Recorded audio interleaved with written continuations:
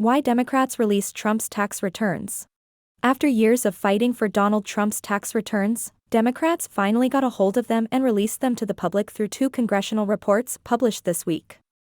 But Democrats stressed their decision was not about Trump himself, but rather about oversight of the IRS, and about the U.S. tax system more broadly, even though Trump was the first president since Watergate not to release his returns before assuming the presidency.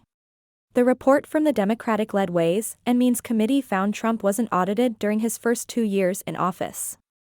His first audit as president came only right when the IRS was asked directly by Congress to produce Trump's tax returns.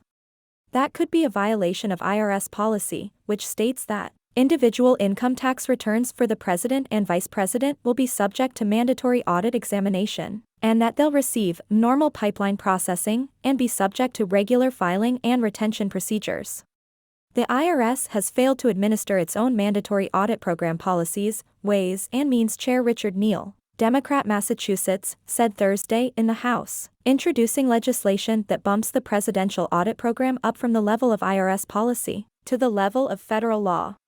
After years of stonewalling and litigation ending at the Supreme Court, the committee found that, for all practical purposes, the mandatory audit program was dormant.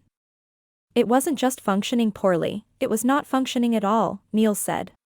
Neal's legislation, which passed the House on Thursday, would give the Treasury 3 months to produce a report on a sitting president's tax returns, which are required by law to be filed every year. The bill also makes a president's tax returns public along with those of any businesses they own. This has never been about one person, this has been about the office of the presidency, Representative Stephen Horsford, Democrat Nevada, said Tuesday after the vote to release Trump's returns. Trump's returns display sophisticated accounting whereby income from investments was offset by large, distributed business losses that reduced his tax liability. In 2020, the last year Trump was president, he didn't pay any income tax at all. Treasury Secretary Janet Yellen has sounded similar notes about how taxes work in the U.S.